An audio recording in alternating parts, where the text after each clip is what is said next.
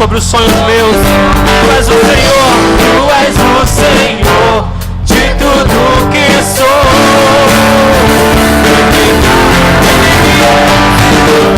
Reina em mim com Teu poder sobre a escuridão, sobre os sonhos meus. Tu és o Senhor de tudo que sou.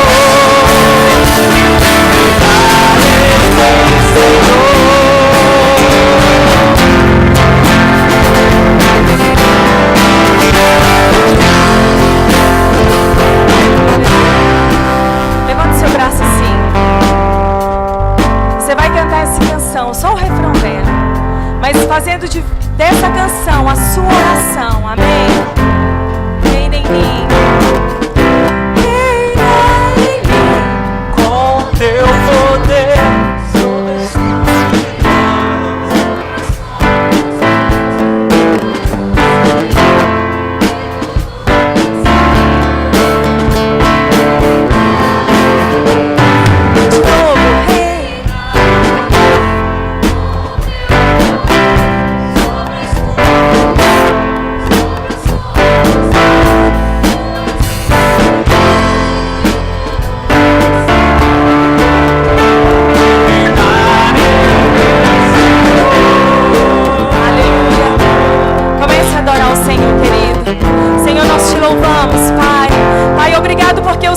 sonda o nosso coração, porque Tu conheces o mais profundo, ó Pai.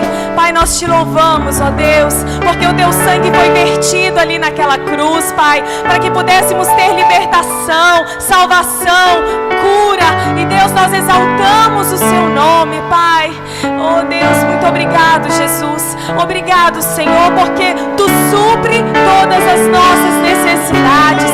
Pai, nós estamos certos que nem a morte, nem a vida, nem principado, nem potestade, nada pode nos separar desse amor. Pai, muito obrigado, Jesus, por esse amor que nos constrange, Senhor. Oh Deus, Te louvamos,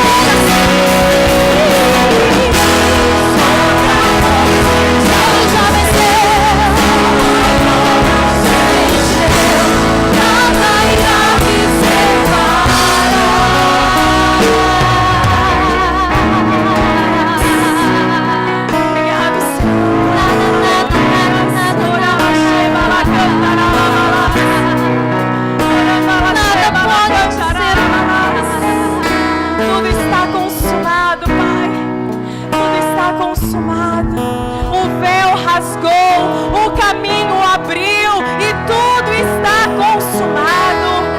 Oh Deus, quão lindo o seu nome é, Senhor. Quão maravilhoso, quão doce, quão amável, quão benigno, Pai. Tu és lindo, Jesus.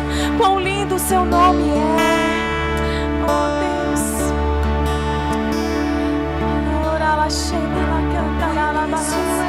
Essa palavra, o quão Deus é altíssimo,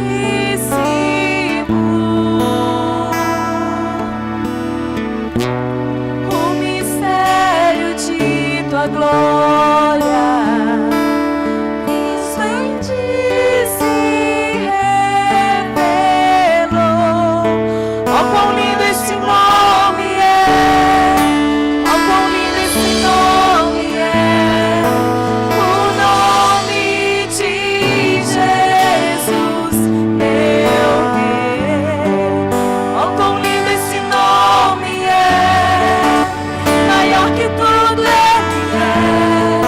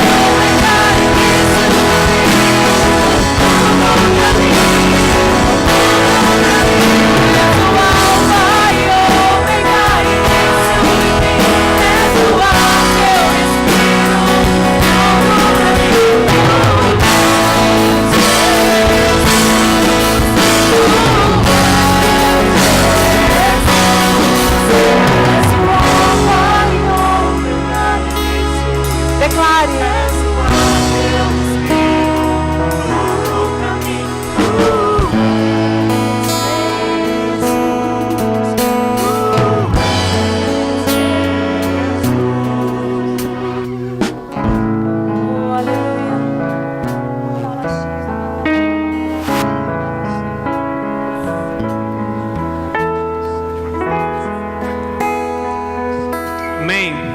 Quantos podem sentir nessa noite a presença do Senhor palpável aqui?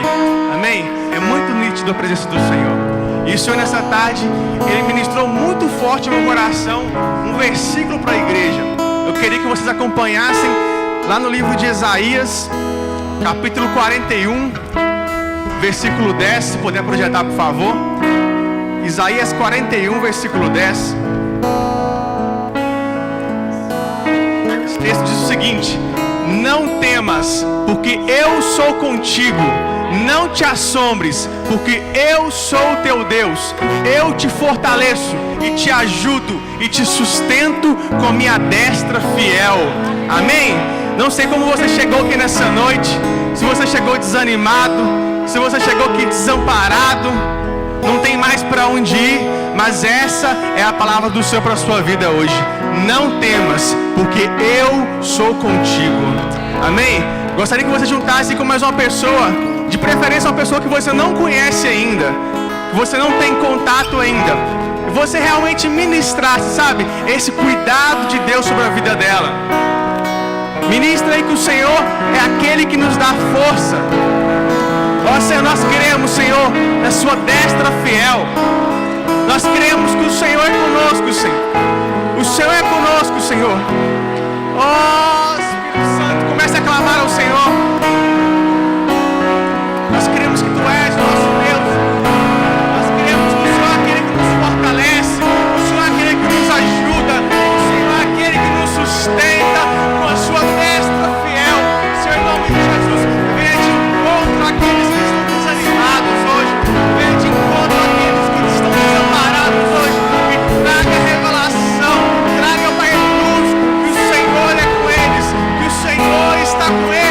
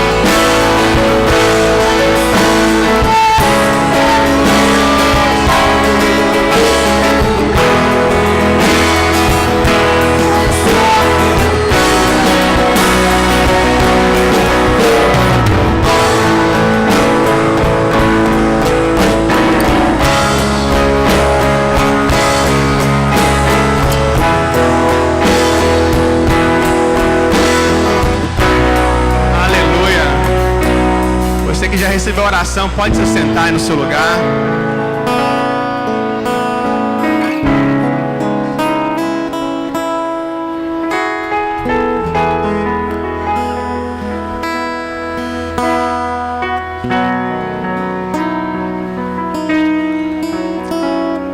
Amém. Gostaria de compartilhar aos irmãos uma palavra de oferta. Queria que você abrisse aí sua Bíblia no livro de Marcos, capítulo 10, versículo 45. Marcos, capítulo 10, versículo 45.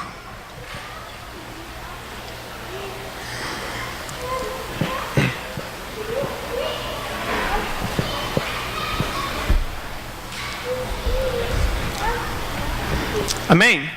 Nesse texto diz o seguinte: pois o próprio Filho do Homem não veio para ser servido, mas para servir e dar a sua vida em resgate por muitos. Amém?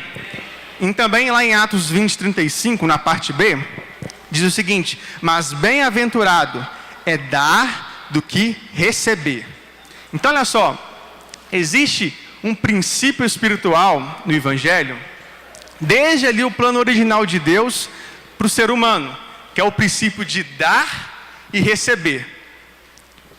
Lá em João 3,16, fala muito também a respeito disso.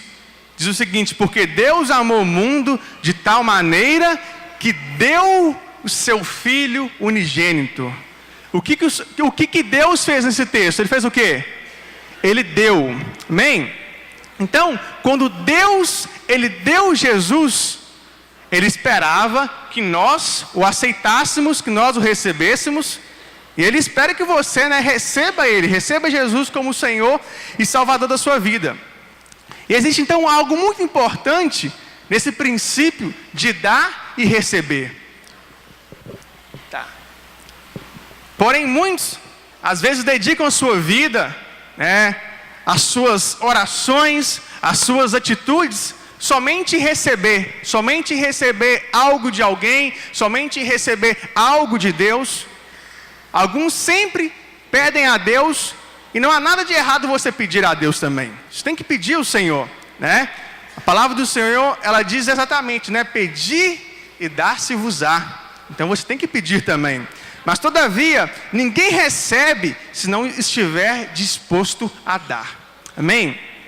Receber é uma consequência do dar. Você terá aquilo que está disposto a dar. Se você não está disposto a dar algo, então você não vai receber. Por que então é melhor dar do que receber? Na nossa mente, nós pensamos muitas das vezes que é muito melhor você receber algo, É muito melhor você receber algo de alguém, é muito melhor alguém te dar algo. Por exemplo, você receber um presente. Nós pensamos às vezes que é muito melhor nós recebermos um presente de alguém, você receber um aumento de salário lá do seu patrão, você receber uma boa notícia, você receber um carinho de alguém que você ama. Então, dentro desse mesmo contexto, eu quero levar você a meditar sobre algo nessa noite. O que é melhor? Você receber um presente de alguém ou você dar um presente a alguém? O que seria melhor? Você receber um aumento na sua empresa ou você ter condição de dar um aumento de salário para alguém? Amém? Alguém quer receber essa bênção aí, de dar um aumento de salário? Então também o que seria melhor? Receber uma boa notícia de alguém ou ter uma boa notícia para dar a alguém? Então, é muito melhor dar do que receber. Se você for parar para refletir, é muito melhor você dar algo do que você receber algo. Decida então viver hoje, uma vida de dar e não apenas receber. Nós queremos e ansiamos receber as coisas do Senhor, mas com certeza é muito melhor você poder dar a sua vida ao Senhor, confiar a sua vida ao Senhor, entregar tudo nas mãos deles, entregar sua família, entregar sua casa, entregar suas finanças. Quando Deus na Bíblia Ele nos mostra ali o plano de salvação, Ele se mostra como o grande doador. Por isso, quando você lê o texto lá, afirma que Ele deu. Amém? Queria que você abrisse também lá em Mateus 7, versículo 12. Olha o que diz nesse texto aí. Mateus capítulo 7, versículo 12.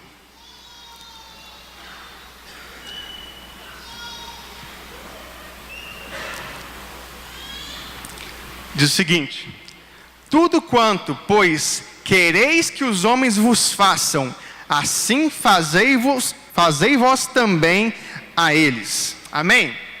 Então, olha só. Então, se você é uma pessoa hoje que precisa de compreensão, decida então, Você precisa dar compreensão a alguém. Se você precisa hoje de amizade, decida, ser amigo de alguém. O que você quiser receber, primeiramente você tem que dar. Se você precisa de uma provisão financeira hoje na sua vida, ali na sua casa, você precisa descobrir hoje o que você tem que dar. Quando você der, então as janelas dos céus, elas vão se abrir sobre a sua vida. Amém? Essa é uma promessa do Senhor para nós. Um texto também bastante conhecido, que é o texto de Malaquias, capítulo 3, versículo 10, diz o seguinte: trazei todos os dízimos à casa do tesouro, para que haja mantimento na minha casa. E depois, fazei prova de mim nisto, diz o Senhor dos Exércitos. Se eu não vos abrir as janelas dos céus e não derramar sobre vós uma bênção tal, até que não haja lugar suficiente para recolherdes. Amém? Essa é a promessa do Senhor para a sua vida. Então, quando nesse texto aqui, quando Malaquias fala em abrir as janelas dos céus, o que ele diz primeiro nesse texto? Trazei os dízimos, Dê o seu dízimo. O receber a provisão, então é uma consequência de você dar. Não tem como você receber se você não estiver disposto a dar algo. Se você hoje precisa de um emprego, se você hoje precisa de uma provisão financeira na sua vida, na sua casa, então decida hoje entregar algo ao Senhor, sabe? Mas não simplesmente entregar algo, mas entregar de todo o seu coração. Porque Ele um dia entregou o seu melhor, que foi o seu Filho, Jesus Cristo, no seu lugar. Amém? Então, decida hoje de todo o seu coração, separar, sabe, a melhor oferta, entregar o seu dízimo. E eu creio que muito mais você vai receber do Senhor. Amém? Pode ficar de pé.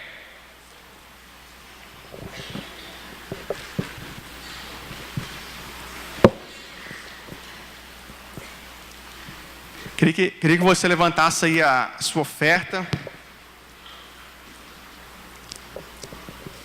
Amém? Pai, em nome de Jesus, nós agradecemos ao Senhor por essa oferta, Pai.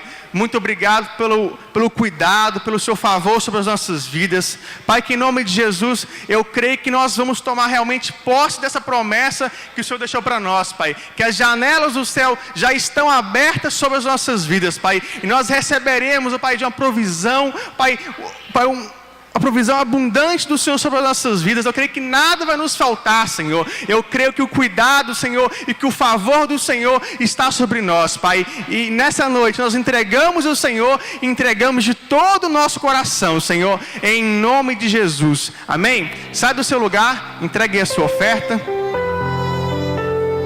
Você que é dizimista, quem está entregando também o seu real missionário, queria que você ficasse aqui à frente para a gente orar.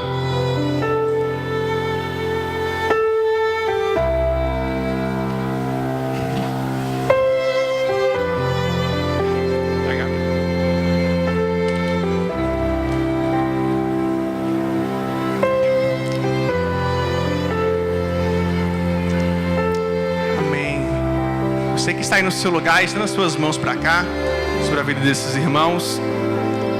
Pai, nós queremos em nome de Jesus declarar, Senhor, que esses homens de Deus, essas mulheres são prósperos, Senhor. Nós cremos, ó Pai, que o Senhor está livrando eles de todo devorador, de todo migrador, de todo roubador, Senhor. Declaro-se em nome de Jesus que essa oferta, ó Pai, que esses dízimos, que esse real missionário que eles estão aqui colocando aqui nessa noite, Senhor, o Senhor vai fazer abundar sobre as suas vidas, abundar sobre essas células, ó Pai. Eu creio, Senhor, no favor e na graça, Senhor, do Senhor sobre essas vidas, Pai, em nome de Jesus. Amém?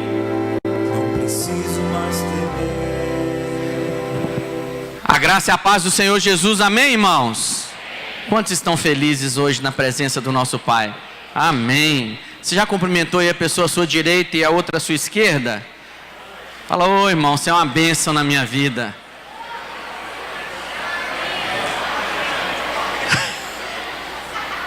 Aleluia. Pega aí seu boletim. Gostaria de estar confirmando aqui alguns avisos com os irmãos. Não saiu no nosso boletim, mas amanhã, fala comigo, amanhã nós vamos ter um culto aqui, um culto de missões. Nós estamos com um obreiro da videira, ele está sendo enviado para nós abrirmos uma videira lá na África do Sul, chamada de Projeto África do Sul. Nós já temos várias videiras, graças a Deus, no continente africano, mas nós vamos iniciar esse projeto lá no país chamado África do Sul. E amanhã o obreiro Bruno, que é o nosso obreiro ali da videira no Recife, em Pernambuco, ele vai estar conosco aqui amanhã às 20 horas. Então venha, traga um visitante, ele vai inspirar você nesse projeto missionário. Amém? Amanhã 8 horas da noite, todos os irmãos são os nossos convidados. Portanto, amanhã nós não teremos, como de costume, a nossa reunião de discipulado. No próximo domingo também nós vamos ter a ceia do Senhor. Próximo domingo é comemorado aí o domingo de Páscoa, né? Venha comer do Cordeiro de Deus, do verdadeiro Cordeiro. Nós vamos servir aqui para você o pão, né, que representa a carne de Cristo, o corpo de Cristo, e vamos servir também o vinho, que representa o sangue da nova aliança. Venha, as nossas células tragam as suas cestas básicas, para que nós possamos estar aí abençoando, né, algumas famílias que porventura estão necessitadas no nosso meio.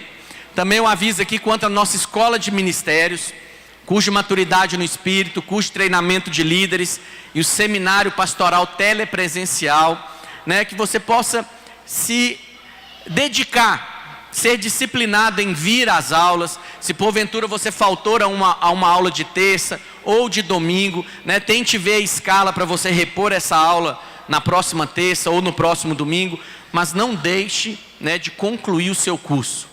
Nós queremos que 100% dos nossos alunos estejam aptos a se formarem no final do semestre. Amém?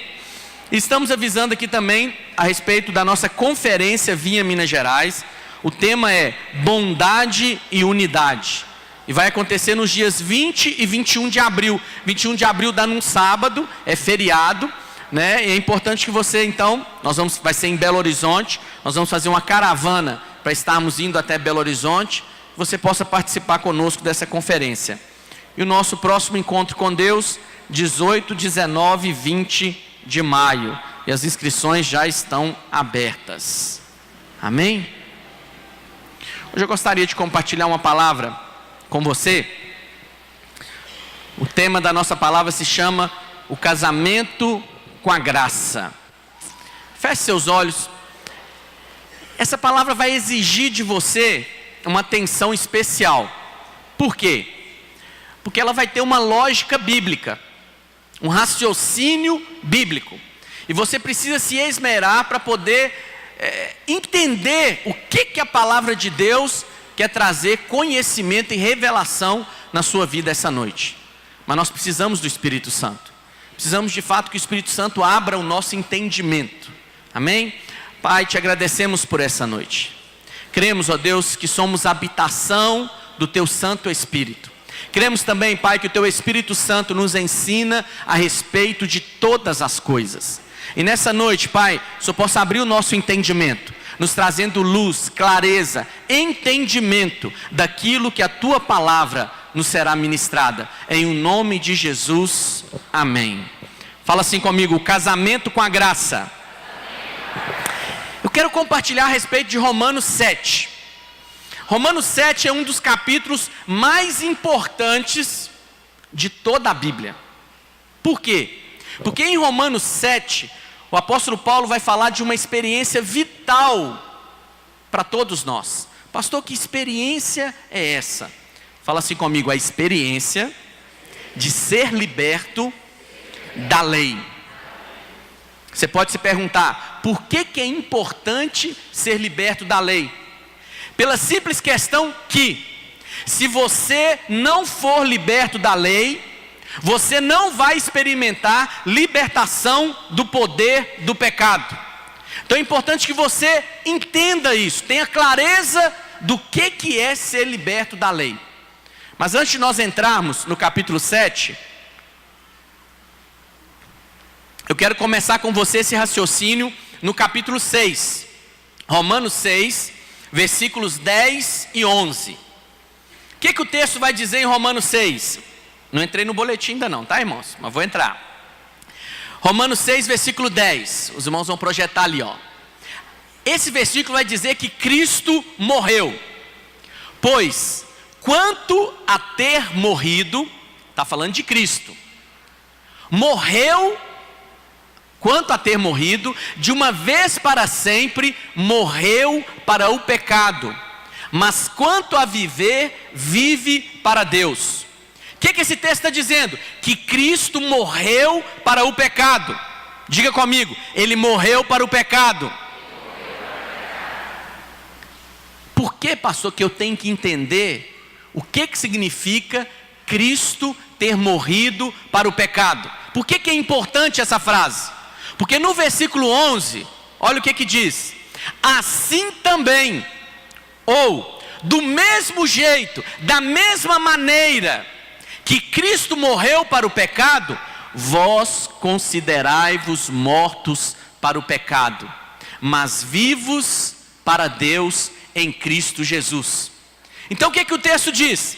Que do mesmo jeito que Cristo morreu para o pecado, você também deve entender, deve se considerar morto para o pecado.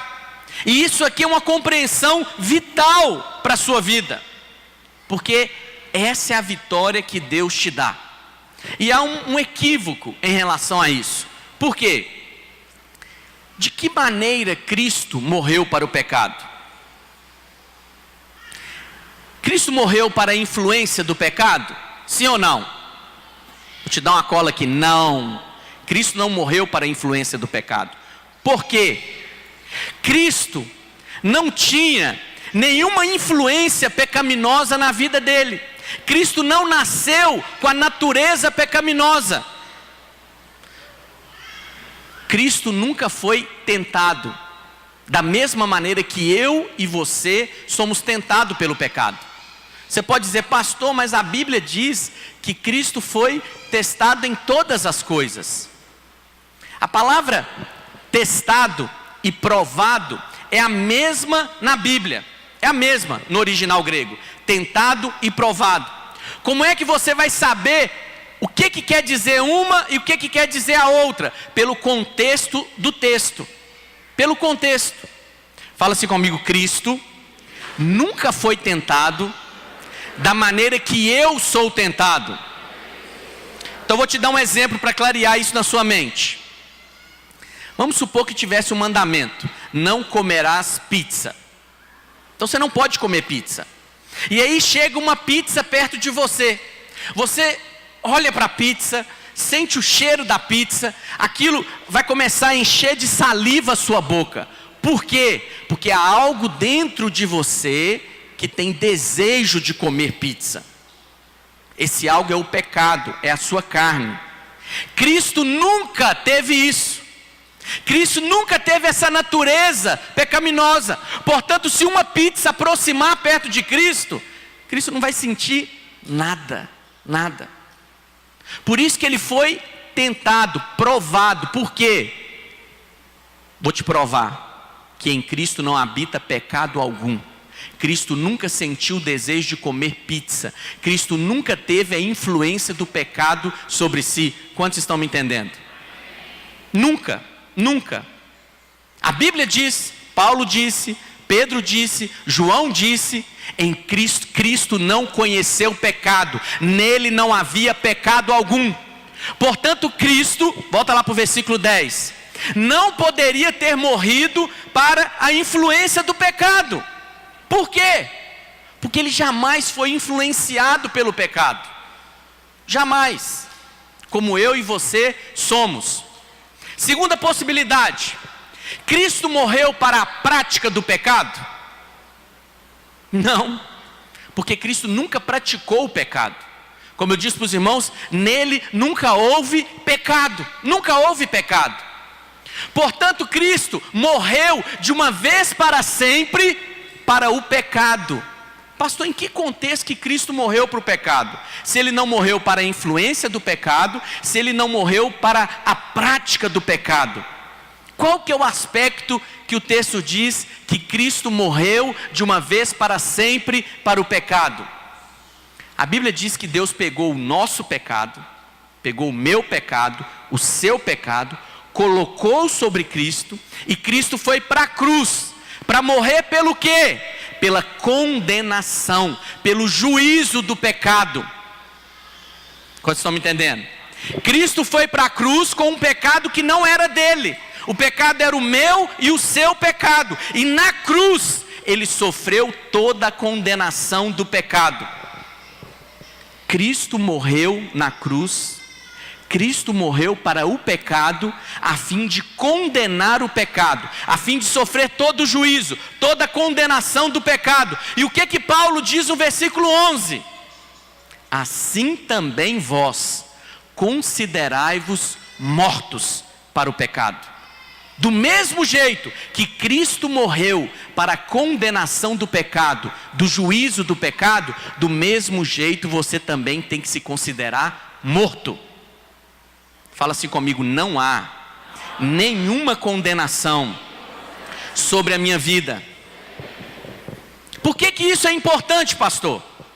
Porque tem irmãos que leem a Bíblia, leem esse versículo e pensam: não, do mesmo jeito que Jesus morreu para a influência do pecado, para a prática do pecado, eu também tenho que me considerar morto. E aí quando vem a tentação do pecado, eu tenho que ficar falando: eu estou morto, eu estou morto, eu estou morto, eu estou morto. Mas quanto mais eu falo que estou morto, mais vivo eu estou, com mais vontade de pecar eu fico. Por quê? Porque você está usando um versículo da Bíblia para uma coisa que ele não está querendo dizer. Não está querendo dizer. Às vezes as pessoas dizem: pastor, eu tenho que me considerar morto por pecado, porque o defunto, ele não sente nada. Então o pecado pode vir a assediar o defunto, que não vai fazer nada com ele. Eu pergunto para os irmãos: você ainda está sujeito à influência do pecado? Claro que sim. Você ainda está sujeito à prática do pecado? Claro que sim. Porque Cristo não morreu nem para a influência, nem para a prática do pecado. Cristo morreu para toda a condenação, todo o juízo que haveria de vir por causa do seu e do meu pecado. Portanto, eu tenho que me considerar morto para toda a condenação do pecado. Quantos estão me entendendo? É vital para a sua vida, vital. Por que isso é importante? Porque se você se considerar morto para toda a condenação do pecado, o pecado vai perder poder na sua vida. O pecado vai perder o domínio que ele exerce sobre você. Então, assim também vós considerai-vos mortos, é fundamental. Aí você vai me dizer: tá bom, pastor, então como é que eu vou ser livre do pecado? Olha o que diz o versículo 14. Pula lá, Romanos 6,14. Porque o pecado não terá domínio. Domínio quer dizer poder, força na sua vida. Mas tem uma condição. Qual que é a condição para o pecado não exercer domínio, poder sobre a minha vida? Paulo diz: pois não estáis debaixo da lei, e sim da graça. Quantos creem que é possível não ficar sob o domínio do pecado? A Bíblia está dizendo isso. É possível você não ficar debaixo do poder do pecado, do domínio, o pecado exercer domínio sobre a sua vida. Mas uma condição é necessária: que você não fique debaixo da lei, e sim da graça. O que é a graça? A graça é que Cristo, que nunca pecou, tomou o meu lugar e sofreu toda a condenação pelos meus pecados. Se eu creio que sobre mim não tem mais nenhuma condenação, mas que eu estou perdoado, então eu estou vivendo na graça. Mas o que é a lei? Fala assim comigo: lei são as exigências divinas. Lei são as demandas de Deus: não olhar, não roubar, não comer, não mentir. A lei é um monte de demandas, de exigências que Deus faz para você. O que é a graça? Graça é o suprimento de Deus. Ele demanda, mas Ele fala: eu vou fazer por você, eu vou cumprir em você. Então qual que é a condição para que o pecado não tenha poder mais sobre a sua vida? É que você não esteja mais aonde? Fala: na lei. Por que é importante você entender isso? Projeta lá 1 Coríntios 15, versículo 56.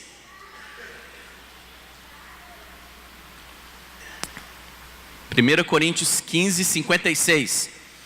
O aguilhão da morte é o que, meus irmãos? O pecado. E a força, o poder do pecado é o que? Qual que é o único jeito do pecado perder poder na sua vida? Fala assim comigo: é eu ser liberto da lei. Quantos estão acompanhando o que eu estou dizendo? Pastor, mas eu quero saber o seguinte: então o senhor falou que eu ainda estou debaixo da influência do pecado. e que eu ainda posso cair no pecado? Exatamente, exatamente. A influência continua porque as tentações continuam, mas você não precisa mais viver debaixo de tentação. Você tem duas opções de oração. Você tem a oração do Pai Nosso em Mateus 6, onde Jesus nos ensina a orar: e não nos deixes cair em tentação. Mas tem uma oração superior a essa, que o Senhor Jesus também nos ensinou a orar. Vai lá para Mateus 26, versículo 41. Mateus 6 diz: a tentação vem, mas eu peço, Senhor, não me deixa cair dessa tentação. Mas qual é a oração superior que o Senhor ensina? Vigiai e orai, para que não entreis em tentação. O que você pode pedir? Senhor, não deixa a tentação vir na minha vida. Não deixa nem que a tentação venha. É uma oração superior. Você ora, não é para não cair, a tentação vir, você se sentir assediado por ela e pedir força para Deus para você não cair. Você ora e fala: Senhor, eu não quero nem ser tentado. Aí o que o anjo faz? Vem a tentação, o anjo fala: não, esse aqui pediu nem para ser tentado. Esse aqui pediu para não ser tentado na finança. Esse aqui pediu para não ser tentado na sua vida sexual. Esse aqui pediu para não ser tentado lá no seu trabalho. A tentação nem vem. Aí você diz: não, pastor, as provas são boas, porque quando eu passo pela prova, eu saio dela mais fortalecido espiritualmente. Pois é, mas você pode sair mais fortalecido espiritualmente comendo da carne do Senhor e bebendo do seu sangue. Você não precisa ser tentado. Você pode orar e pedir: Senhor, não quero entrar em tentação, não quero nem ser tentado. Quantos creem que isso é possível? É possível, é possível você orar assim e receber isso, amém? Mas quantos oram assim? Muitos oram para ter força quando a tentação vier. Ore para você nem ser tentado. Ore por isso. Ore por isso. Simplesmente peça ao Senhor: Senhor, eu não quero nem que a tentação me enxergue, nem passe por mim. Eu prefiro orar e crer que é possível viver assim. Amém, meus irmãos? Agora, o que Paulo diz? Paulo diz que se a tentação vier, não é para você enfrentá-la. Paulo diz: foge. Foge da idolatria. Foge da maledicência. Paulo falou com Timóteo: foge das paixões da mocidade. Quando a tentação vier, não é para você enfrentá-la. Por quê? Porque Cristo não morreu para a influência do pecado. Não morreu. Por isso você deve fugir, porque ainda há influência na sua vida. Cristo também não morreu para a prática do pecado. É possível ainda cair no pecado, mas Cristo levou toda a condenação do pecado. Amém, meus irmãos? Mas tem uma outra coisa que Cristo fez por você para te dar a vitória. Ele te libertou também da lei. E é o que eu quero compartilhar com os irmãos nessa noite, em Romanos capítulo 7. Aí agora eu começo no seu boletim. Romanos 7, versículo 1. Fala assim comigo: Cristo também me libertou da lei. Olha o que Paulo diz em Romanos 7. Porventura ignorais, irmãos, pois falo aos que conhecem a lei, que a lei tem domínio sobre o homem toda a sua vida. Enquanto o homem ainda vive, a lei tem domínio sobre ele. Vamos supor que você morreu fisicamente e descobriram que há 2 anos atrás você tinha assassinado um vizinho seu lá que te perturbou. Você acha que eles vão exumar o seu corpo, trazer você da sepultura, te condenar num julgamento e te colocar numa cadeia para você cumprir pena? Não. Aquela lei dos homens perdeu o valor. Por quê? Porque você está morto. Agora entenda aqui o raciocínio de Paulo. A lei tem domínio sobre o homem toda a sua vida. Enquanto você está vivo, a lei ainda tem domínio sobre você. Continuando. Ora, a mulher casada, aqui Paulo agora vai fazer uma alegoria. Ele vai usar o casamento para você entender melhor o princípio espiritual que ele quer te passar. Muitos, os legalistas usam isso aqui para falar para falar contra o divórcio. O divórcio realmente é ruim, mas Paulo aqui não está querendo falar de divórcio. Paulo aqui está querendo falar de algo superior, um princípio espiritual mais elevado, e ele usa o casamento como alegoria para isso. Olha o que ele diz: ora, a mulher casada está ligada pela lei ao marido enquanto ele vive, mas se o mesmo morrer, desobrigada ficará da lei conjugal. O que Paulo está dizendo? Que enquanto a mulher estiver casada, viva, ela está obrigada ou sujeita a esse marido, porque ela está viva. Qual a opção para se separar um do outro? Ou esse marido morre, ou essa mulher morre. Quantos estão me entendendo? Se morrer, de sorte, que será considerada adúltera, se vivendo ainda o marido unir-se com outro homem. Porém, olha o que Paulo diz: se morrer o marido, estará livre da lei e não será adúltera se contrair novas núpcias. Em outras palavras, a única coisa que cancela o casamento é a morte de um dos dois cônjuges. Paulo aqui não está falando de doutrina de casamento, ainda que isso possa valer para isso. Ele está falando de uma coisa mais superior, uma ilustração. Qual que é a ilustração? Todos nós éramos casados com a lei. Aqui eu vou chamar esse marido de Senhor Lei. Todos nós éramos casados com o Senhor Lei. O que é a lei, pastor? Eu já dei muitas definições para os irmãos aqui nos cultos passados. Mas uma maneira de você entender lei lei são as exigências de Deus. Lei é o que Deus exige do homem. Em contrapartida, graça é o suprimento de Deus, é o que Deus faz pelo homem. Leis são as exigências. Nós éramos casados com o Senhor Lei, e as exigências desse marido eram exigências duras, exigências severas.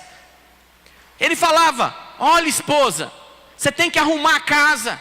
Eu não aceito nenhum canto com poeira. Eu não aceito varrer sujeira para debaixo do tapete.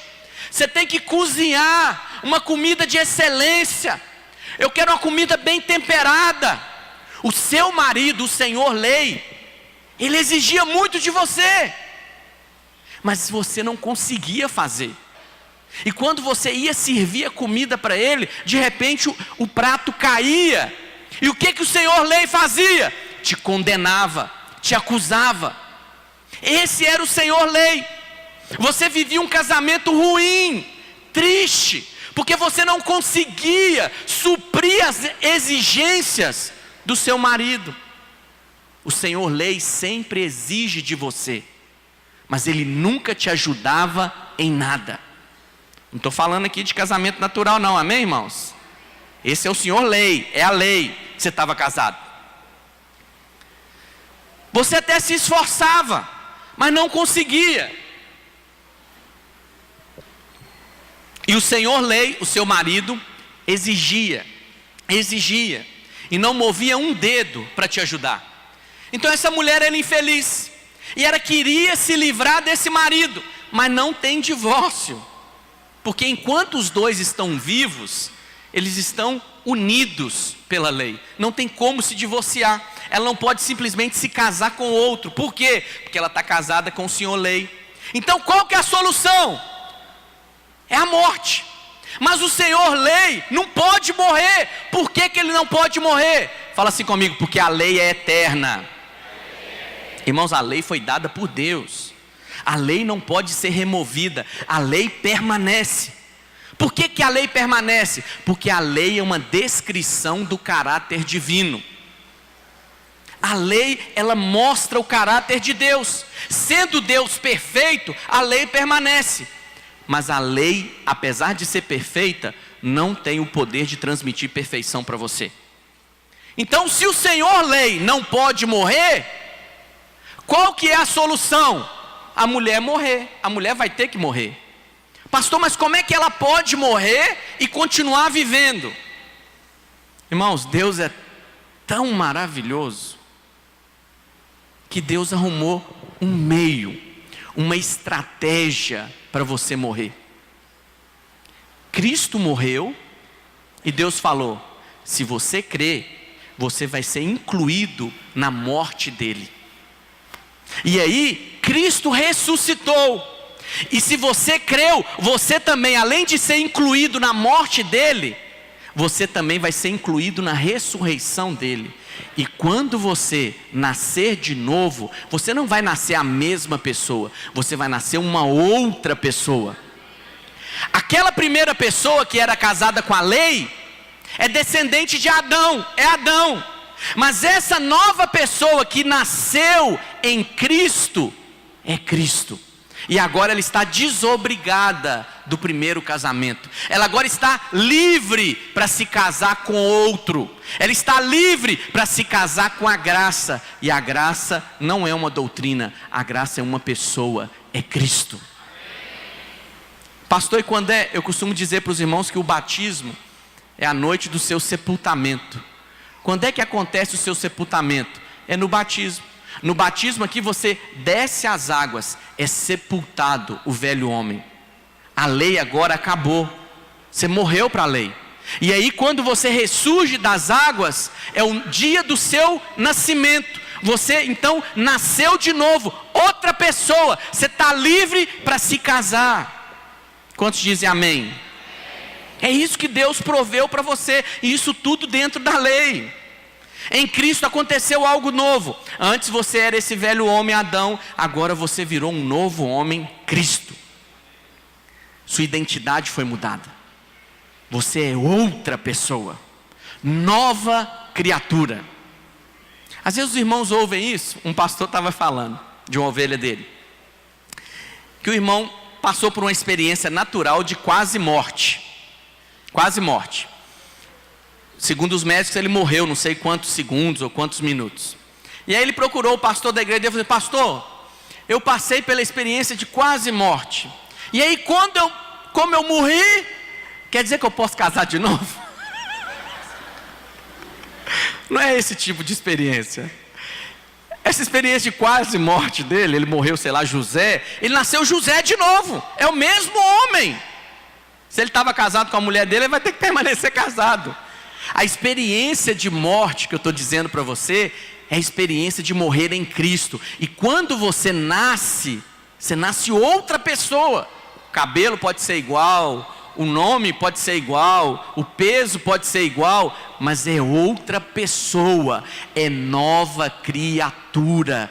Você antes era simplesmente Adão, agora você é espírito vivificante, porque você creu na morte e na ressurreição do Senhor. Quantos estão entendendo o que eu estou dizendo? Então o casamento antigo com a lei passou. Você não está mais casado com a lei. Com quem que você se casou agora? Fala comigo, com a graça. Eu me casei com Cristo. Vai lá para o versículo 4. Assim, meus irmãos, olha o que Paulo diz: também vós morrestes relativamente à lei. Amém? Por meio de quê? Do corpo de Cristo. Olha a promessa: você morreu para a lei. A lei não tem mais poder sobre você. O que é a lei? São as exigências de Deus, são os mandamentos de Deus. Você morreu para isso. Pastor, então quer dizer que eu não estou mais debaixo da lei? Não está. Você não está mais debaixo da lei.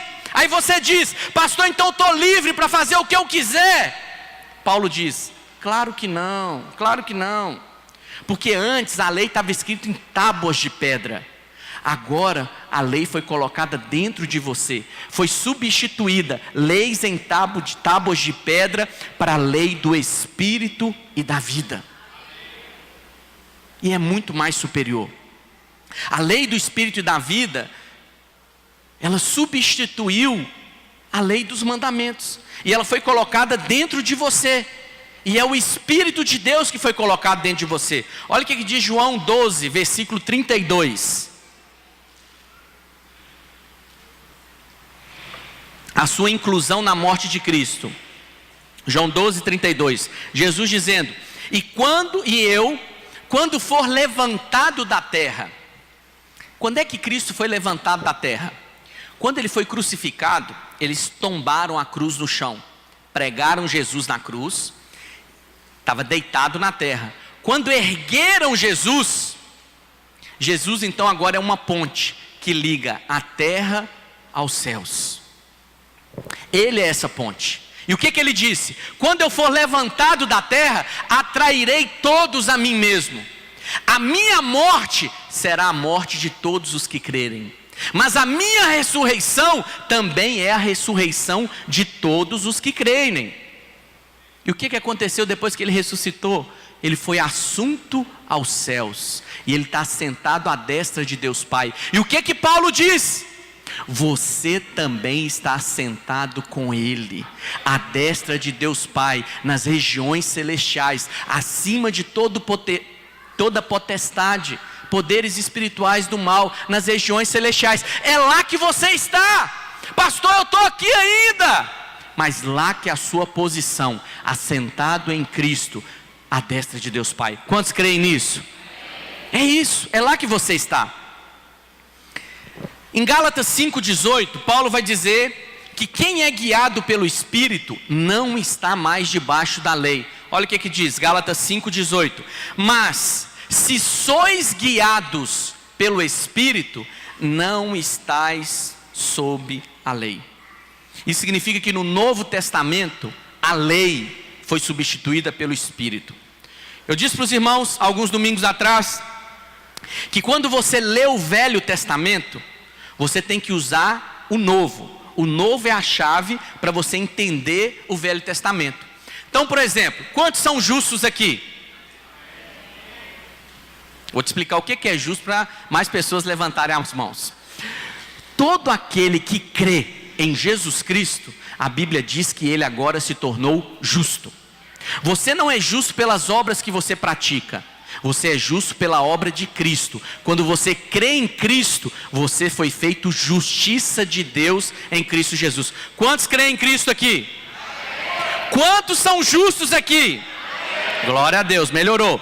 Então, quando você lê o Velho Testamento, todas aquelas promessas para o justo são para você.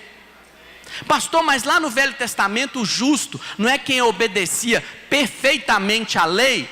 Sim, mas você é justo baseado na nova aliança, no Novo Testamento. Então todas as promessas que tem lá, inúmeras promessas para o justo, são para você. Você pode se apropriar. Por quê? Porque a justiça é um dom. Você ganhou a justiça de presente de Deus. Essa é a promessa, amém? Olha o que vai dizer em Josué 1, versículo 8. Um texto para você meditar usando essa chave. Josué 1, 8.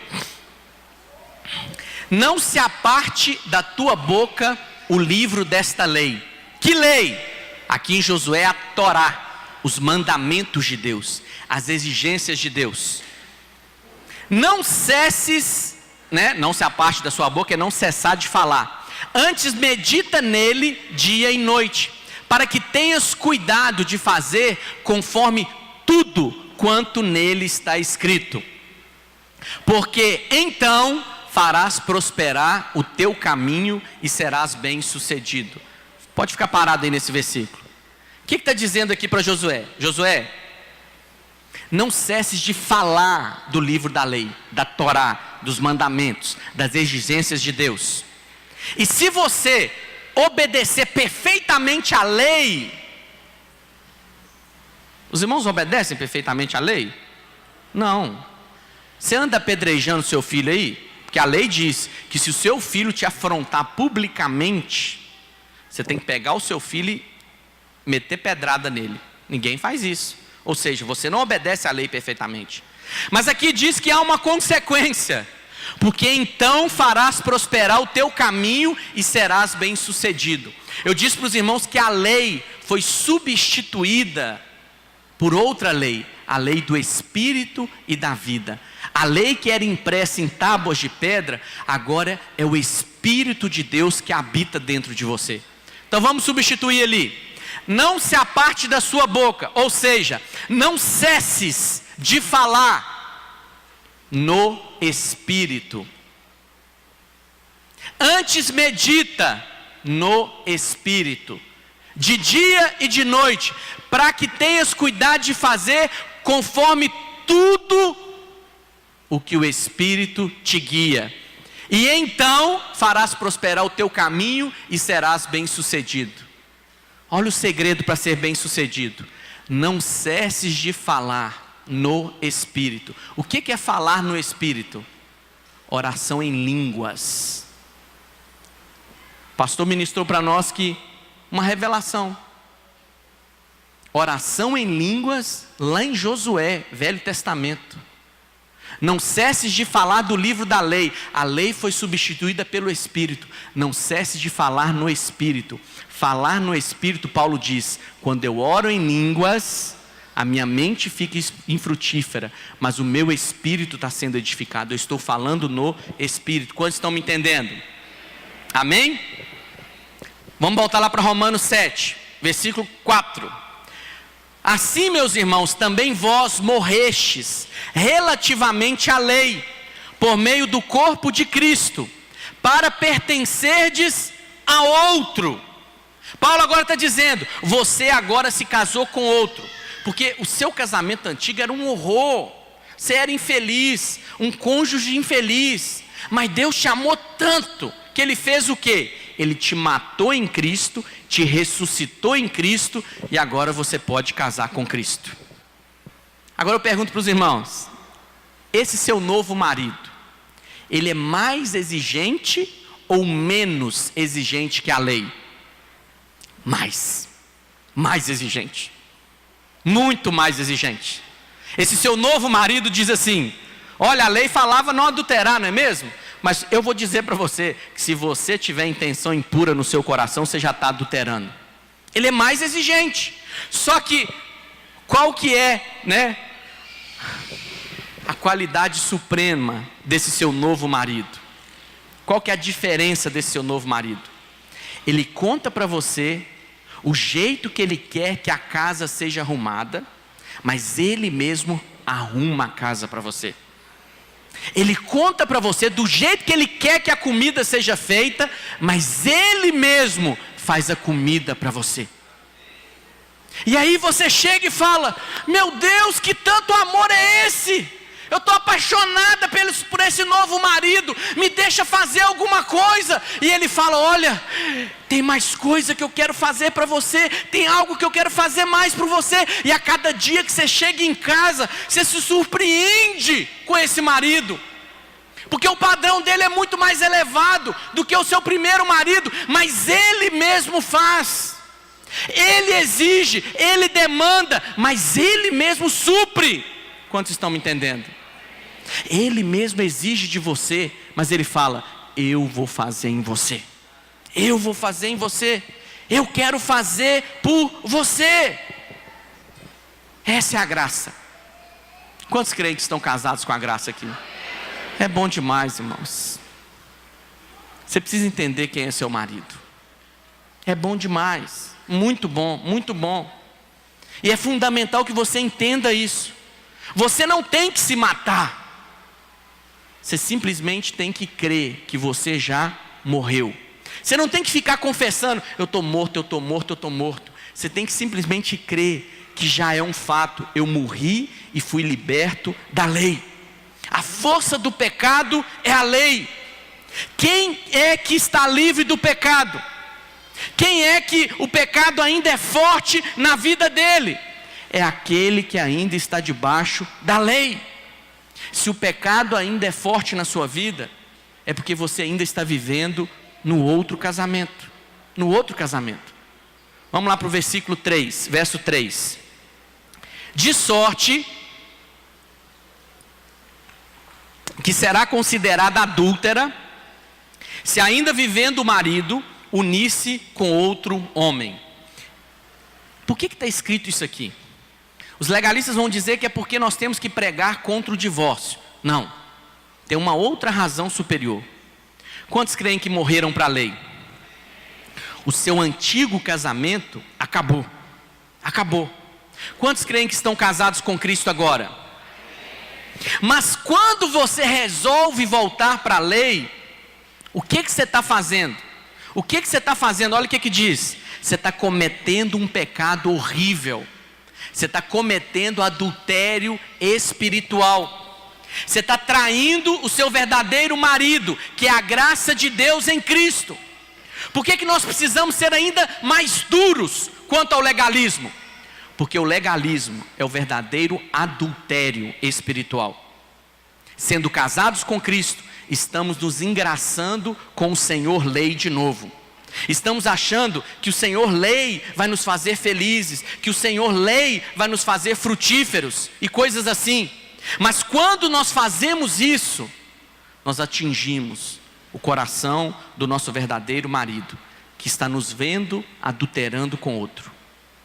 Às vezes você nunca olhou por esse prisma, como está escrito aqui. Eu estou apenas abrindo os seus olhos para você entender a gravidade que é você voltar a se relacionar com a lei. A gravidade disso, que é você voltar a se relacionar com Deus baseado no seu merecimento. Cada vez que vem um problema, vamos supor, você é um vendedor, e aí passou uma semana, você não vendeu nada. Qual que é a sua postura? Vou conversar com meu marido antigo de novo. O que eu fiz? O que eu não estou fazendo? Eu não estou vendendo nada.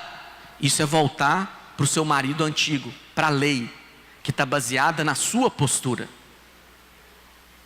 Mas se você vai conversar com o seu marido atual, que é a graça, ele vai falar para você, qual que é a sua necessidade? Você não está vendendo? Vou arranjar clientes para você. Eu vou suprir cada uma das suas necessidades. Porque o seu marido, que é a graça, que é Cristo, ele não demanda de você, ele supre você. Supre você.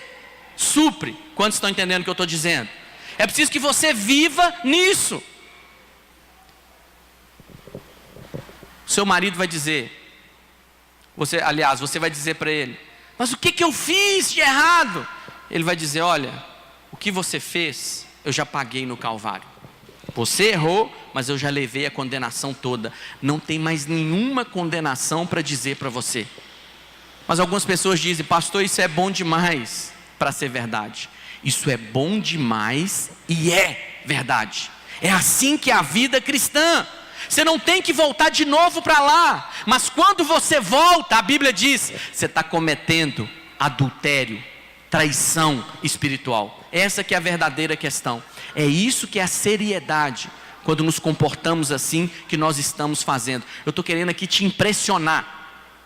Para que você de fato entenda que isso não é uma coisa qualquer, não é uma coisa à toa. Não, isso é sério. Sério. Não aceite se relacionar novamente com o seu marido anterior. Não adultere espiritualmente contra o seu marido atual, que é a graça, que é Cristo. Mas o texto continua dizendo, versículo 4. Assim, meus irmãos, vós também morrestes relativamente à lei, por meio do corpo de Cristo. Para que você morreu para a lei?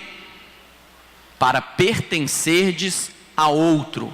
Quem é o outro? Cristo.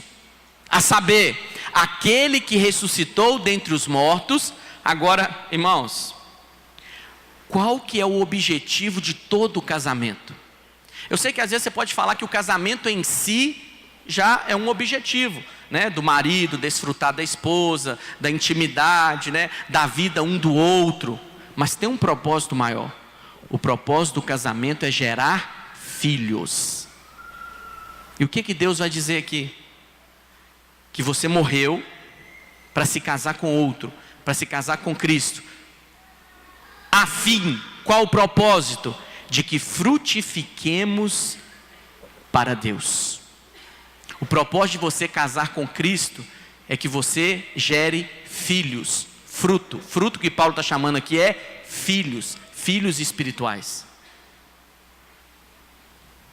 Pastor, por que o meu primeiro marido, a lei, eu não conseguia gerar frutos, filhos para Deus. Isso é uma questão interessante para você entender. Porque o Senhor lei não pode tocar em você. O Senhor lei não pode ter intimidade com você. Por quê? Porque você é considerado impuro para Ele. Lembra daquela mulher hemorrágica que estava perdendo sangue continuamente?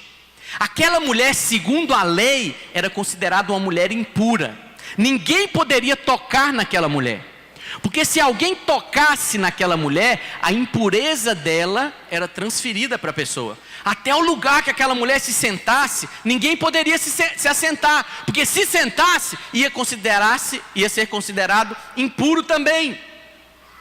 Provavelmente aquela mulher já era casada, depois que começou a ter o problema. Eu te pergunto, se ela era casada, o marido teve que abrir mão dela. Por quê? Porque o marido não poderia ter mais intimidade com ela, porque ela era considerada impura segundo a lei. Se o marido não poderia ter mais intimidade com ela, poderia haver filhos daquele casamento? Não, era um casamento infrutífero, era um casamento estéril. Mas com a graça é diferente. Lá em Mateus 5, 6, Mateus 7, Jesus ministrou a respeito, o primeiro sermão dele, o sermão do monte. E aí Jesus ministrou lá as exigências da graça. Mas sabe o que aconteceu? Assim que Jesus desceu, veio um leproso ter com Jesus. Um leproso que não poderia ter relacionamento com o Senhor lei. Por quê? Porque o Senhor lei dizia: quem tem lepra é considerado impuro. Se ele tocar, ele fica impuro também. Mas aí o leproso vem e se aproxima de Cristo e fala: Senhor, se o Senhor quiser, o Senhor pode me curar. Jesus olha para ele e diz: eu quero ser limpo. E Jesus, ao encostar nele, a lepra dele não passou para Jesus, foi a pureza de Jesus que passou para ele. Aliás, antes de Jesus encostar, a lepra já tinha saído, porque só de Jesus se aproximar, a impureza daquele leproso já foi removida. E é assim que Deus faz com você. É assim que Deus faz com você. Às vezes naqueles dias que a sua carne está drenando o fluxo de sangue, você está se sentindo impuro, inadequado, e aí você diz: como é que eu vou ter intimidade com meu marido, estando desse jeito? Eu preciso me purificar primeiro, eu preciso me limpar primeiro. Não é isso que muitos crentes dizem? Que preciso abandonar isso primeiro, que preciso largar isso primeiro. Como é que eu vou me encontrar com o Senhor? Mas o Senhor diz para você: vem do jeito que você está. Vem do jeito que você está. Porque quando eu te tocar, toda a sua impureza vai ser removida. Vem sangrando. Vem com a sua carne aí do jeito que ela está. Porque quando você se aproximar, quando eu tiver intimidade com você, toda essa impureza vai ser removida da sua vida. Esse é o seu marido. Seu marido te aproxima para ele. Seu marido exige pureza? Sim. Seu marido exige uma vida sem pecado? Sim. Mas o seu marido diz para você: eu vou fazer na sua vida. Pode só vir, vem mais perto. Eu vou trabalhar na sua vida. Eu exijo, mas eu mesmo vou suprir em você. Quantos dizem amém? É assim, é assim. Aquele que anda ainda baseado na lei, ele não pode resultar em fruto. Por quê? Porque ele vive tentando merecer a bênção de Deus, vive tentando conquistar o amor de Deus, pela sua obediência, pelo seu bom comportamento. Ainda aquele que vive baseado na religião dos mandamentos, por mais que ele se esforce para fazer para Deus, ele não frutifica realmente, porque o verdadeiro fruto é aquele que vem espontaneamente. Você nem vê, quando você vê, já aconteceu. Você nem percebe, quando você percebe, já está fluindo. Este é o verdadeiro fruto. Mas quem serve o Senhor lei, ele faz coisas, mas ele tem que se esforçar muito, ele tem que dar o sangue para conseguir fazer alguma coisa, mas no final nunca é suficiente, ele nunca ora o suficiente, ele nunca faz o suficiente, ele nunca obedece o suficiente, nunca é o suficiente. Por isso quem vive na lei pode fazer muito trabalho, mas não tem fruto. Por que não tem fruto? Porque a lei de fato não pode ter intimidade com o homem, porque o homem tem pecado. Mas Jesus veio para estabelecer uma nova aliança. Na velha aliança, o judeu ficava com medo de tocar em qualquer coisa, porque se fosse uma coisa impura, eu não posso tocar em defunto, porque se eu tocar no defunto, meu corpo vai ser contaminado. Eu não posso tocar no leproso, porque se eu tocar no leproso, eu vou ser contaminado. Eu não posso tocar numa mulher com menstruação, porque se eu tocar nela, eu vou ser contaminado. Se o homem soubesse que a mulher estava menstruada, ele não podia tocar nela durante todo aquele período da menstruação. E qualquer pessoa que tocasse nela, ou tocasse numa coisa que ela tivesse tocado, ia ser considerado impuro também. A pureza do homem não passava para o impuro. Mas no padrão da nova aliança, quando Jesus tocou naquele leproso, a impureza do leproso não passou para Jesus. A pureza de Jesus é que passou para o leproso. Quantos creem nessa verdade? E Jesus disse para ele: eu quero. E é esse que é o seu marido agora. Naquele dia que você acha que merece menos, naquele dia que você mais falhou, naquele dia que você está se sentindo mal, naquele dia você pode ouvir o seu marido dizendo para você: vem do jeito que você está, que na hora que você se aproximar, essa impureza vai ser tirada da sua vida. Eu vou fazer em você. Quantos creem nisso? Quantos estão entendendo o que eu estou dizendo? Preciso que você entenda isso. Isso é algo muito profundo, muito profundo. A Bíblia é maravilhosa, irmãos, tremenda. E essa ilustração bíblica, ela vem para clarear isso na sua mente. Quando eu ouço essas coisas, eu fico na minha casa, no meu trabalho, meditando e pensando: Senhor, como é que eu posso deixar isso tão evidente para os irmãos? Tão claro que parece para mim. Eu falo: Senhor, me usa de uma maneira que eles possam compreender isso, que isso é algo extraordinário, poderoso. Vai lá para o versículo 5. Porque quando vivíamos segundo a carne, as paixões pecaminosas postas em realce pela lei operavam em nossos membros. Por que elas operavam em nossos membros? Fala assim comigo: porque a força do pecado é a lei. Quando você era casado com o Senhor lei, o que a lei faz é manifestar mais pecado. Mais pecado. Versículo 6. Agora, porém, diga, agora, libertados da lei. Fala: eu sou livre da lei. Eu sei que essa é uma afirmação poderosa. E às vezes você ouve isso e você fica querendo colocar isso no meio das doutrinas que você já ouviu durante a sua vida cristã, e você não consegue conciliar isso. Então a tendência é você falar: não, esses pastores aí estão falando coisas que não deveriam estar falando em púlpito. Olha, é isso mesmo que eu estou dizendo para você. Você está livre das exigências de Deus. Cristo cumpriu todas elas. Todas elas.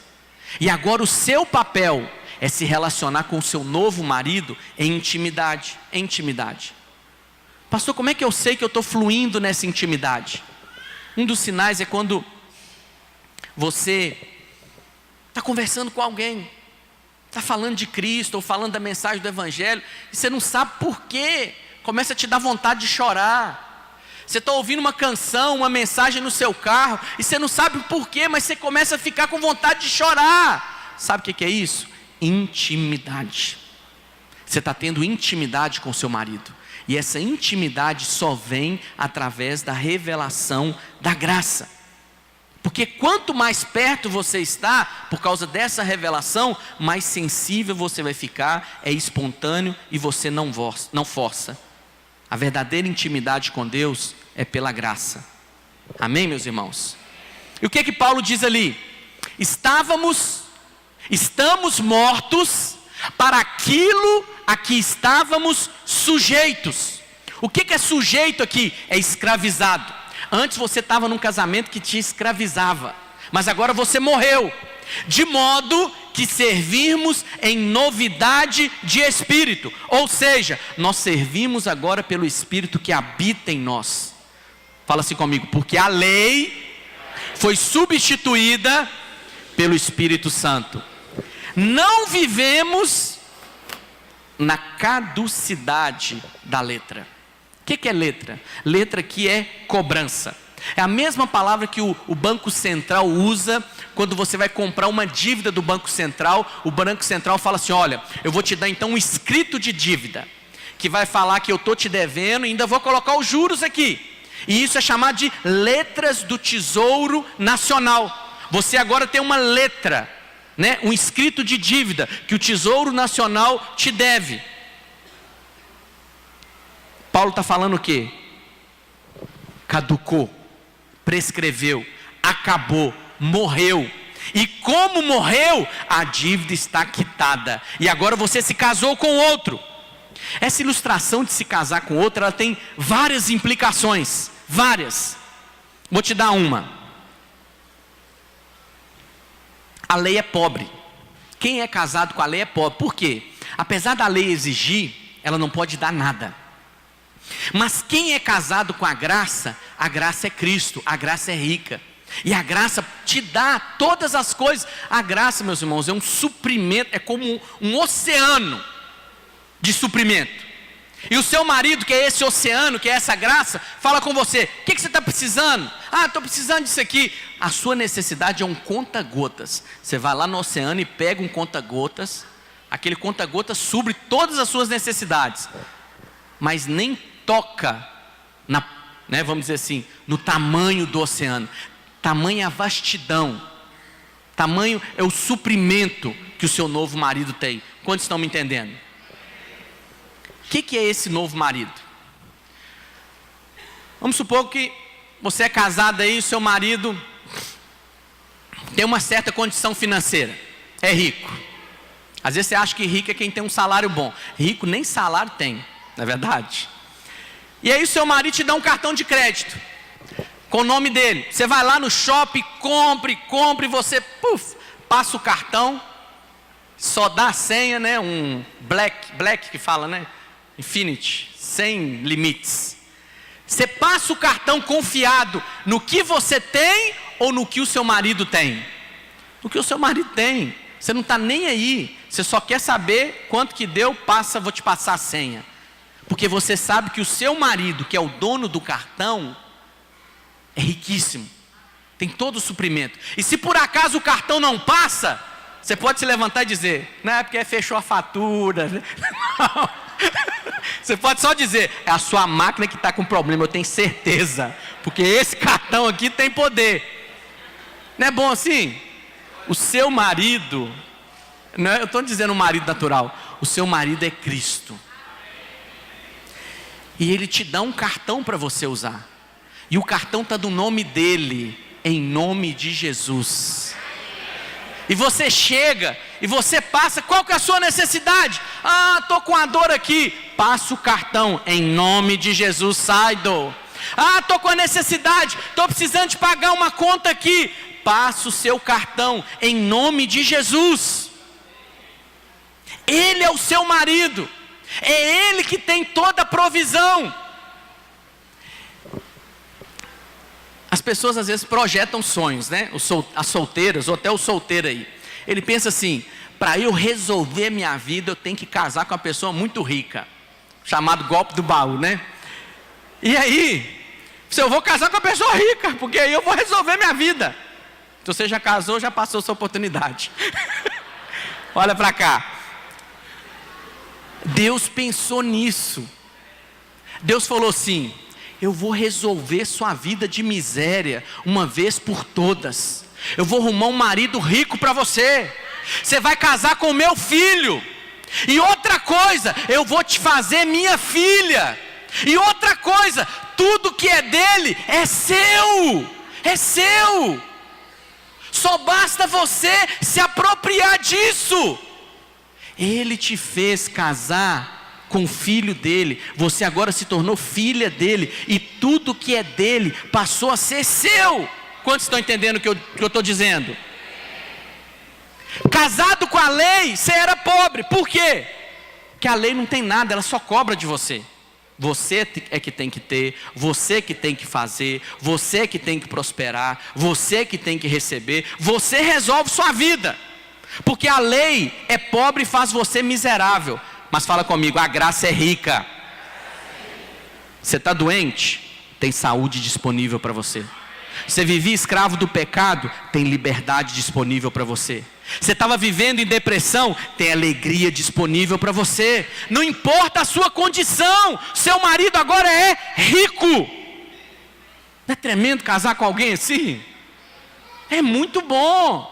Você precisa entender com quem que você se casou agora.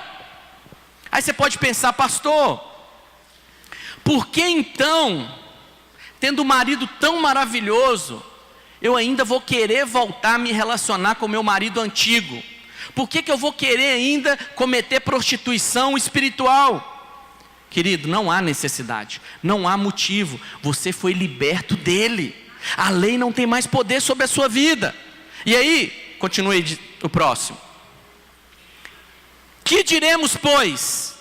É a lei pecado? Pastor, então agora o Senhor é contra a lei?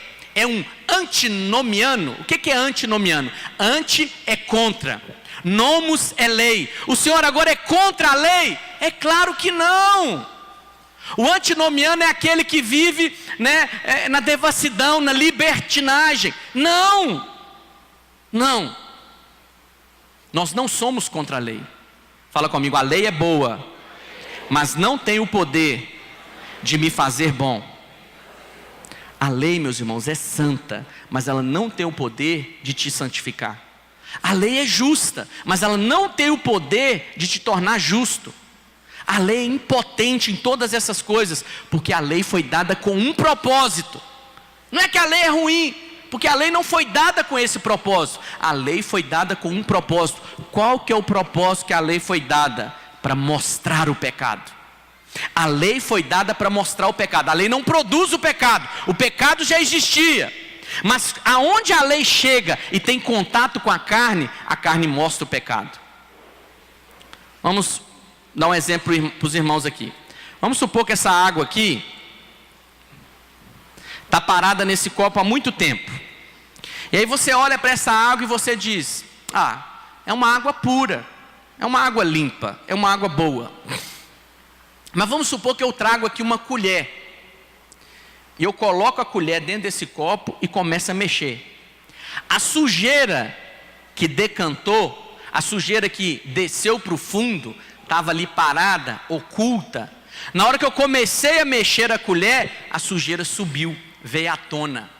Aí você começa a olhar para a água: uai, essa água está suja. Aí você começa a dizer: foi a colher. Foi a colher, meus irmãos? Não. A culpa é da colher? Não. A lei é essa colher. A lei veio para mostrar que as coisas não eram tão bem assim igual você imaginava. A lei veio para mostrar que você não era assim tão bom quanto você pensava. A lei só veio para mostrar, realçar o pecado na sua vida. Ela só veio para mostrar. Ela não tem culpa disso. E essa é uma experiência que todos nós temos que ter em algum momento, de perceber que em nós mesmos não há justiça própria nenhuma. Em nenhum homem há. Nenhum homem há. Nós precisamos da justiça que provém da fé. Da fé. Pastor, mas para que serve a lei? Por que nós devemos usar a lei? Nós devemos usar a lei para um propósito pelo qual Deus a estabeleceu. Qual que é o propósito que Deus estabeleceu a lei? Para mostrar o pecado, para atrair o homem para a justiça que vem de Cristo. A lei vai simplesmente mostrar que a sua justiça é como trapo de imundícia diante de Deus. E aí você olha e fala: miserável homem que sou.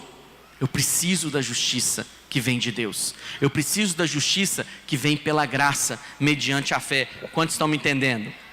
Nós não somos contra a lei do Senhor. Nós somos pela lei do Senhor. Somos contra o pecado. Muitos pastores, milhares de pastores, todos os domingos, sobem aos púlpitos, pregam contra o pecado. Nós também somos contra o pecado. Só que o que eles fazem para pregar contra o pecado? Pregam a lei, colocam mais leis ainda, mesmo que suas motivações sejam corretas. O resultado é o quê? A força do pecado é a lei. Aonde mais lei você está dando, mais o pecado está ganhando força, mais o pecado está se manifestando. Portanto, não age assim, não age assim. Você quer vencer o pecado na sua vida e ajudar outros a vencerem também? Ministra graça. Porque a lei, ela evoca a sua carne, ela não te liberta da sua carne. E quando eu estou falando de lei, eu estou falando de favor merecido. Lei é você tentar merecer o favor de Deus e a bênção de Deus.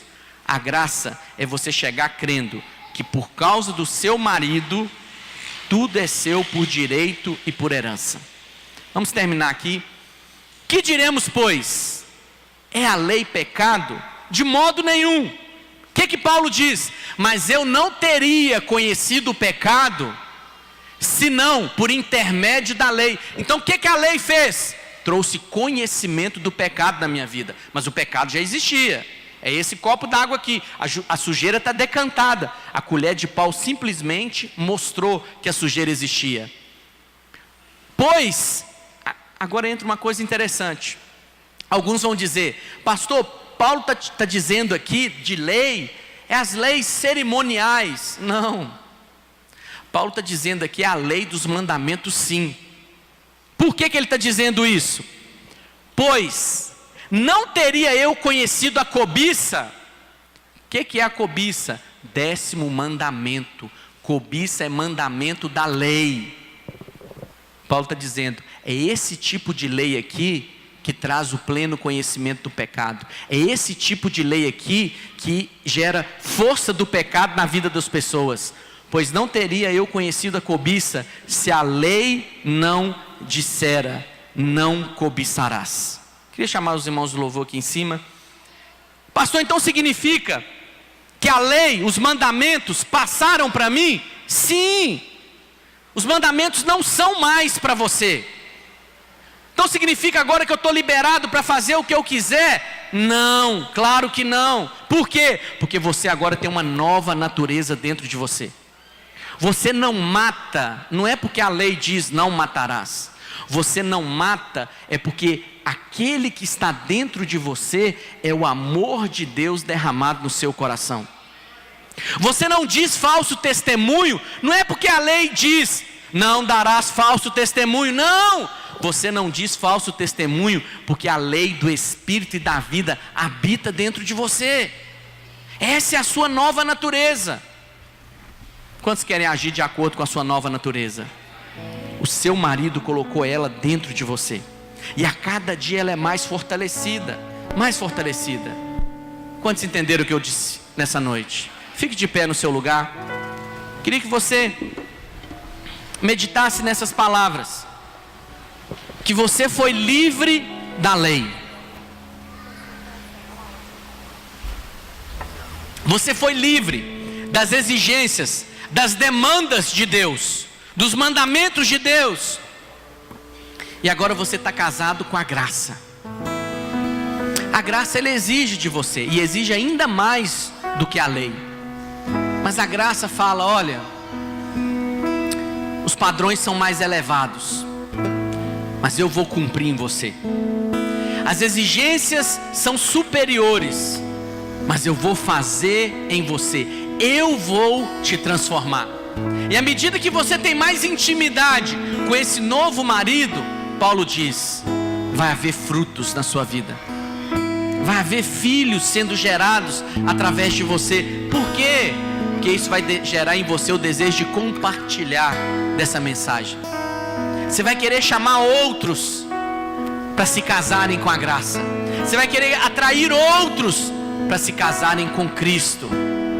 porque é muito melhor estar debaixo desse favor. Amém, meus irmãos? Vamos ministrar essa canção. Eu queria que você meditasse nisso e agradecesse a esse novo marido. Senhor, me dá entendimento nessa noite de que eu não estou mais casado com a lei. Eu morri em Cristo, e em Cristo eu ressuscitei. E essa nova criatura que eu me tornei tem também um novo marido para mim, um novo marido sobre mim, que é Cristo, que é a graça. E com Ele eu posso ter intimidade todos os dias, porque a minha intimidade não depende do meu estado, a minha intimidade não depende do meu comportamento. A minha intimidade depende somente se eu crer que Cristo é o meu marido. E é um marido gracioso, é um marido que está disposto a tocar em mim, mesmo que eu ainda esteja impuro, mesmo que ainda o meu estado não esteja tão bom assim.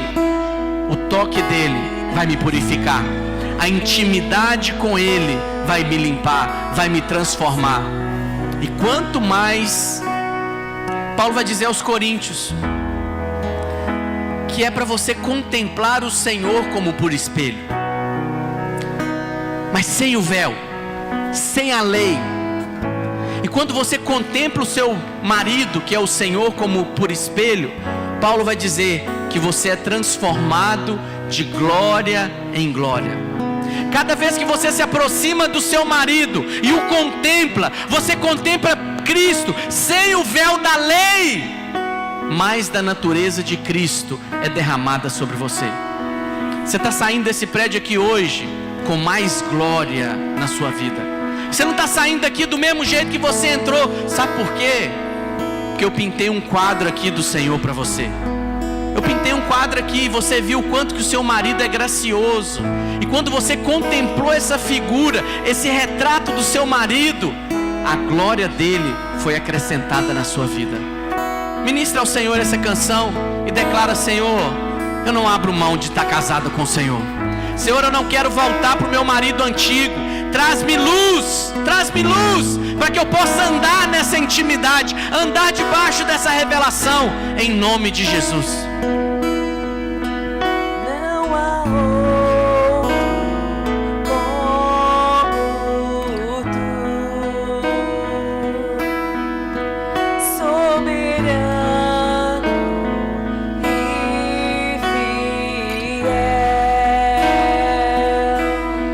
Não há outro como tu,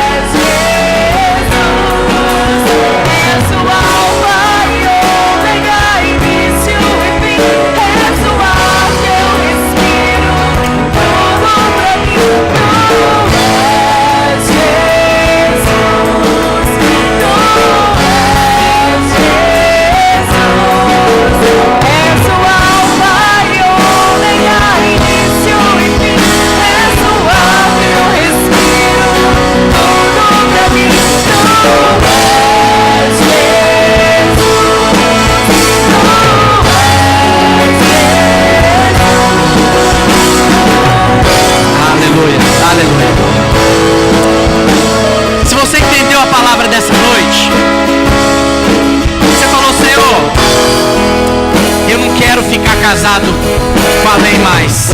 Se você vivia uma vida cristã atormentada, triste, se você vivia, se o pecado ainda exercia poder e domínio sobre a sua vida, e você entendeu que isso tudo, essa vida ruim, tudo isso não é propósito de Deus para você.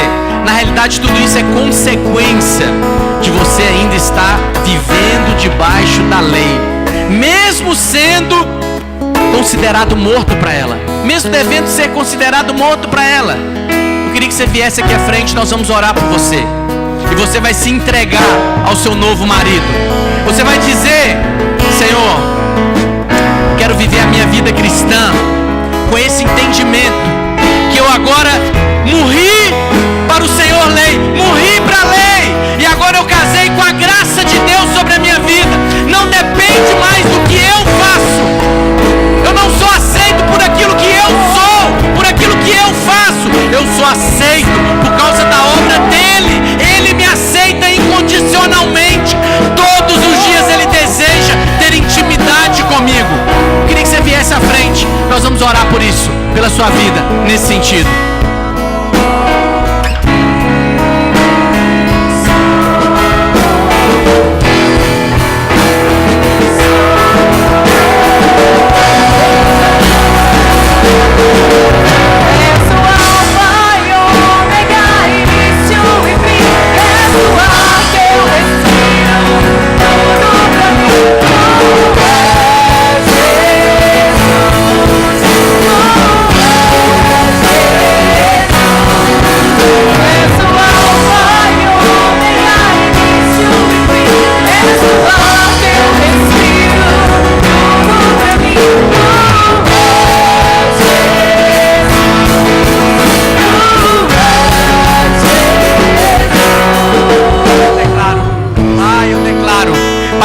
Sobre a vida dos meus irmãos, esse desfrutar dessa nova realidade. Senhor, eles foram atraídos pelo amor incondicional do Senhor. Pai, eles foram atraídos pela aceitação incondicional do Senhor. Pai, eu declaro que a cada dia eles vão viver debaixo dessa intimidade, desse relacionamento de graça, que o Senhor a cada instante deseja ter intimidade com eles. Pai, essa intimidade vai resultar em frutos. O propósito é frutificação. Pai, eu declaro frutificação sobrenatural da parte de Deus sobre a vida dos meus irmãos. Mais pessoas serão atraídas para o Senhor, porque os meus irmãos estão vivendo na graça, estão vivendo, ó Pai, debaixo desse amor incondicional. Pai, fomos atraídos pelo Senhor. Pai, fomos atraídos e enredados, entrelaçados por laços de amor, Senhor, por laços de amor. Queria que vocês, se você tem liberdade para abraçar alguém próximo a você aí, você vai abraçar essa pessoa e vai dizer: sinta-se casado com a graça. Sinta-se casado com a graça de Deus. A graça de Deus é o suprimento de Deus para a sua vida. A graça de Deus é aquilo que Ele faz por você. Ele tem suprimento de alegria, Ele tem suprimento de cura, Ele tem suprimento financeiro, de provisão para cada uma das suas necessidades. Sinta-se suprido com esse novo marido, em nome de Jesus. Aleluia, aleluia, aleluia. Quantos se sentem abençoados aqui essa noite? Viva debaixo dessa revelação. Viva debaixo da graça de Deus sobre a sua vida. Nós vamos ter a cantina ali. Parece que hoje é churrasco com feijão, com arroz. Tá lá na tela. Passa lá e tenha uma semana abençoada. E amanhã o nosso culto às 20 horas. Amém, irmãos?